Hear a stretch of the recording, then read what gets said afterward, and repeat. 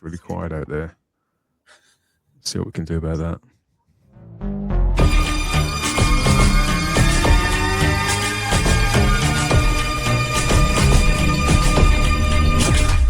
Happy Saturday, everybody. Welcome. Oh my. Is it Cold really? open. Somewhat cold open. I'm loving Chris's icon. The fact that he's dead silent as well, like a still water. I find that's quite. I think he's exhausted himself from his review. He's going to strike.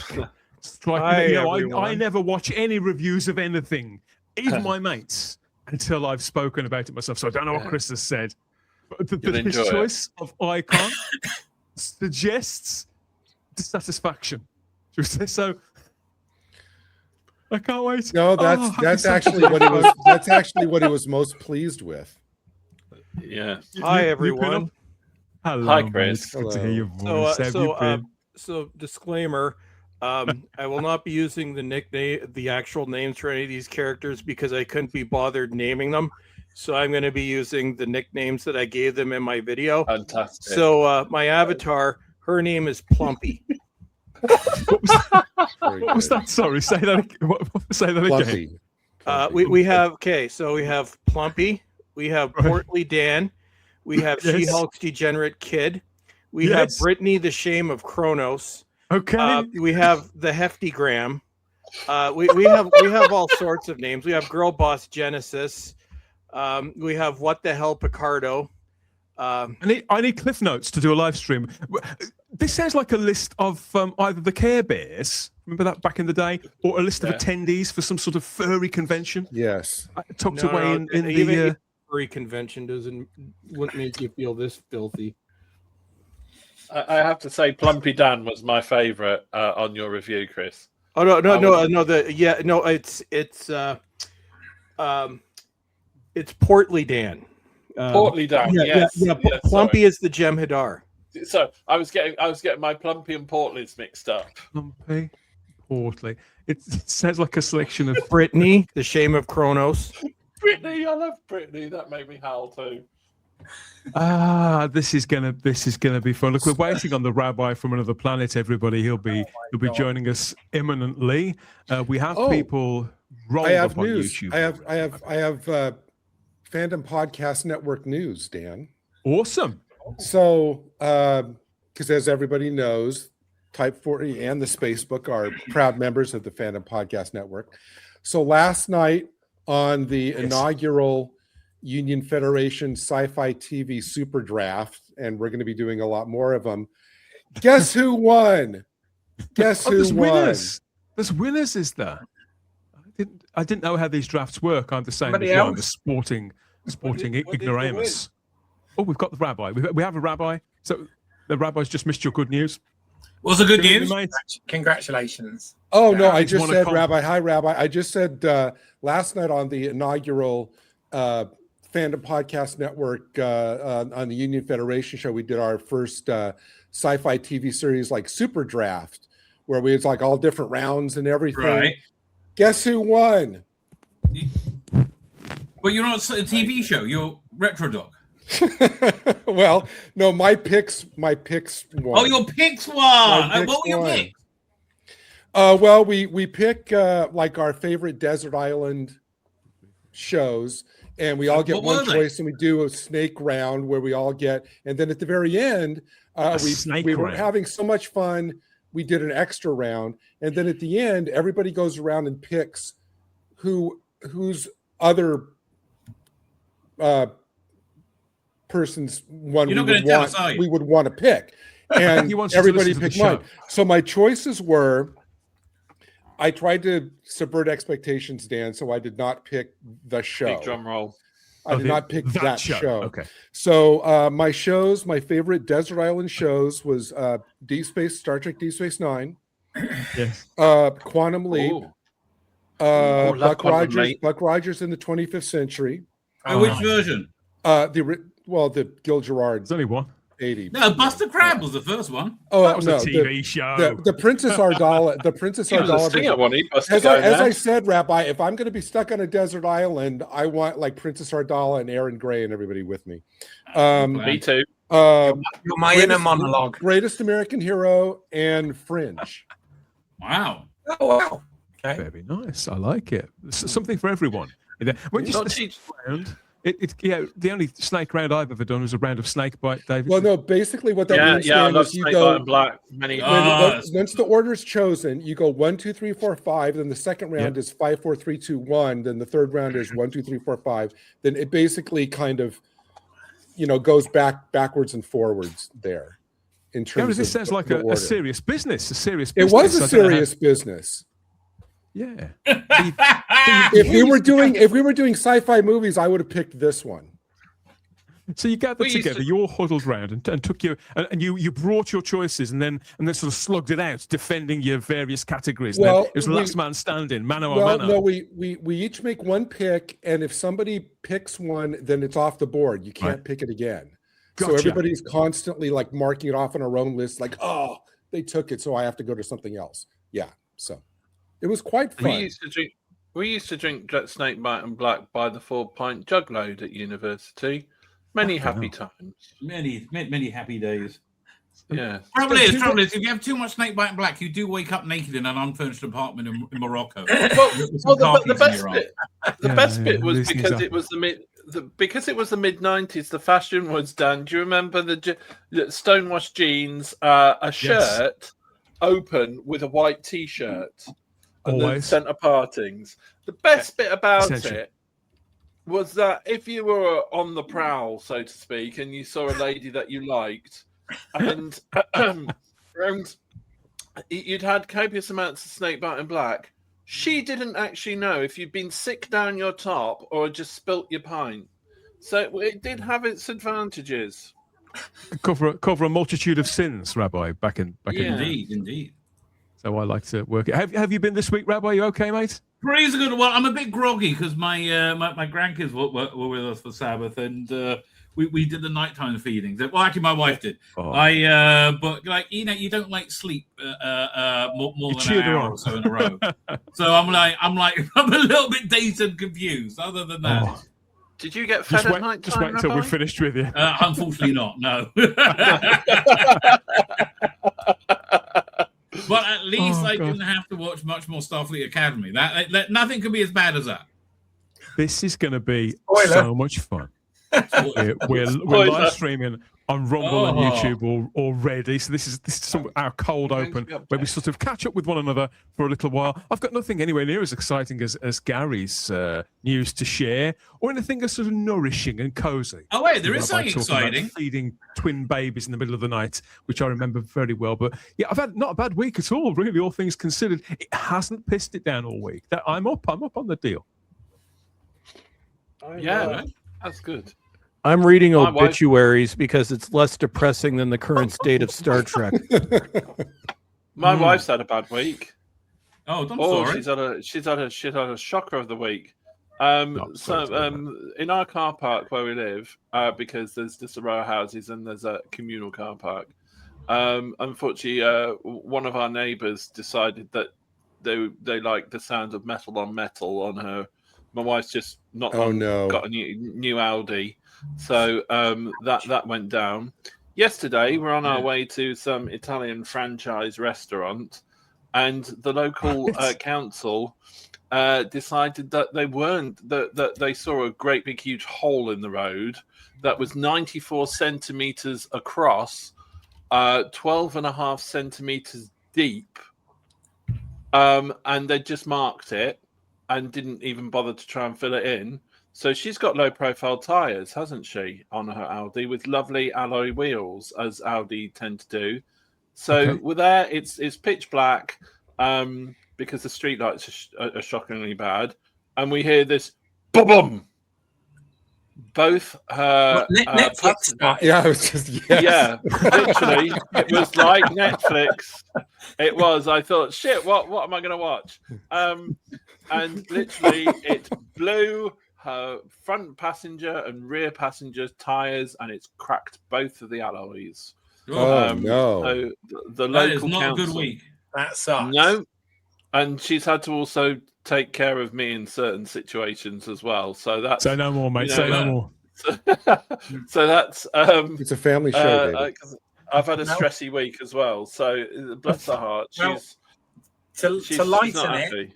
to lighten the stressy week, I properly celebrated Star Trek 60th anniversary this week by rewatching for the first time since it aired season 3 of Star Trek Picard. Oh, I love watched it. that. I watched it weekly when it first came out a few years back, and Yeah. we even did Let's See What's Out There, did a stream for every single episode, right? But this time I binge watched it, and oh my god, it was the perfect thing to watch for the 60th Star Trek anniversary, I think, because it gave me such Star Trek feels. I forgot just how So good that much. was.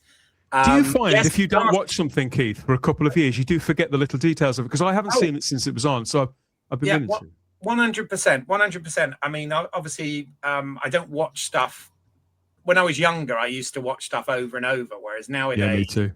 I tend to sort of watch stuff and then move on because there's so much more to watch. But I just thought to myself, you know what? Last week I said that I felt Star Trek Picard season 3, although excellent, was somewhat hampered by some of the choices that had been made in seasons 1 and 2 of Picard, which I still stand by to a certain extent.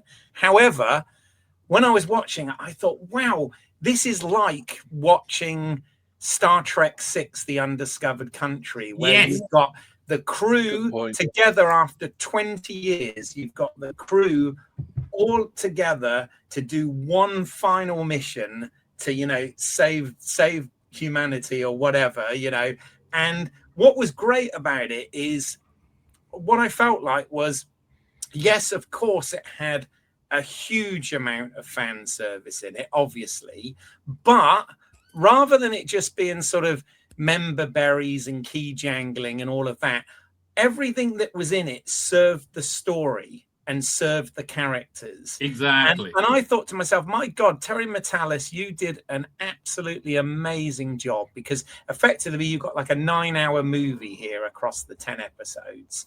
And what it did is every single one of those 7 original characters, plus the Enterprise, as the 8th, all had something to do, much more than they did in the films that they had in between there.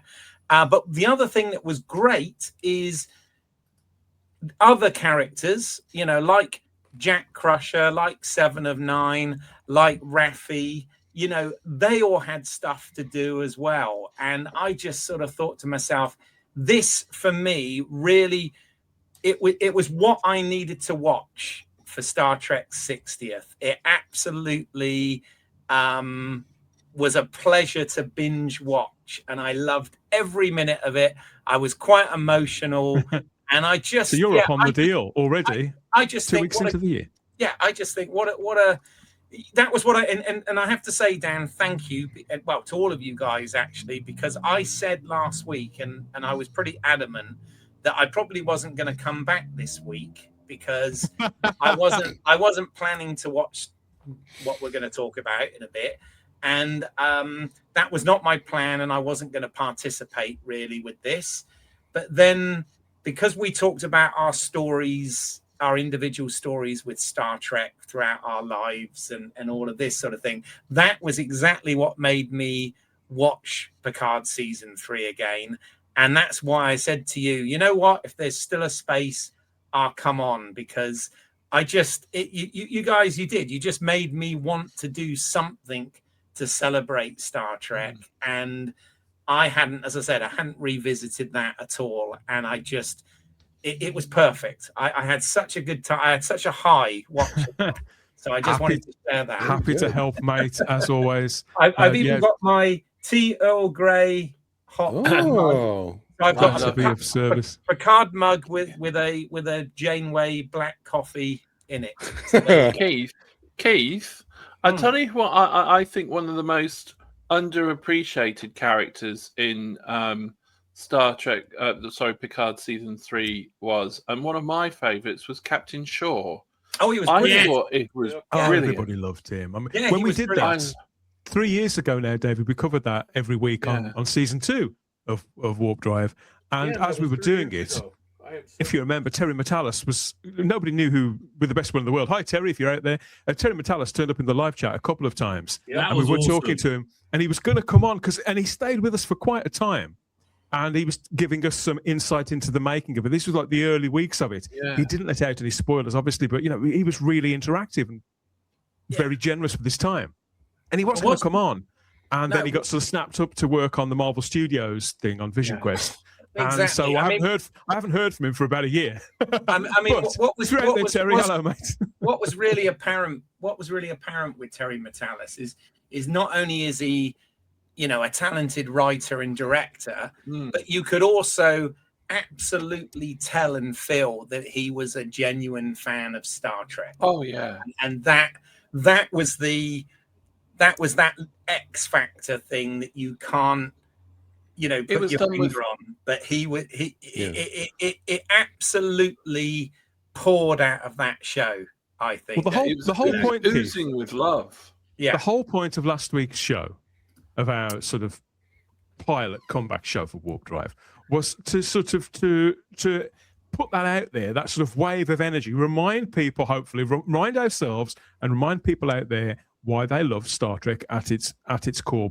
Before this happened, or that was screened, or they dropped that, all of that, when and how we first found it, that was the general idea. And then to latch on, to reach into it and pull out whatever you need to celebrate in your own way. So I'm glad that if you did that, maybe you did that too. Let us know in the comments. By all means, we don't usually get so heavy in these cold opens, but it's all good stuff. It's all grand.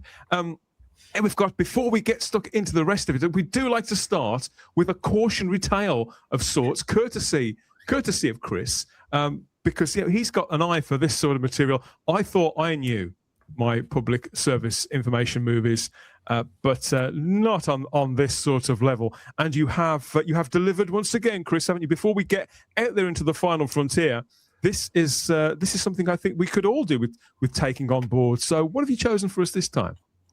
Well, if you all remember, last week we had a poll. So the options were horrific car crash, or what could go wrong on such a wonderful afternoon. And what could go wrong on such a wonderful afternoon one. And just to set this up, this might be another one of those instances where nothing horrific happens. It might just be an ad about you're in your retirement years and you need to enjoy life. So put on your jazz music, read your book, and I'm sure nothing will go wrong, or something could go wrong. I don't know. It's we're gonna have to find out. I might know, but you don't know. So you're about to find out how this elderly gentleman's afternoon is about to turn out. So without further ado, roll it, Dan. No. Is he a particularly lovely old man? Oh, yes.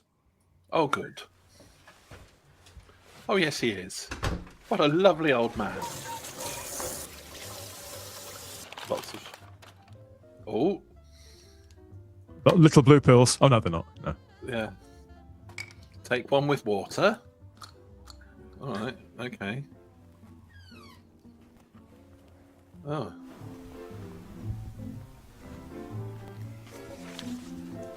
Oh, lovely. Oh, he's sweating. Oh, dear. Maybe it was Viagra. Yeah. Oh, maybe not. Oh, anaphylaxis, lovely. That was the flea pills for the dog. You took the wrong one.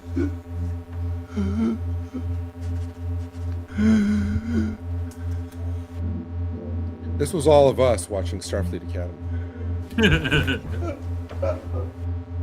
Oh, dear.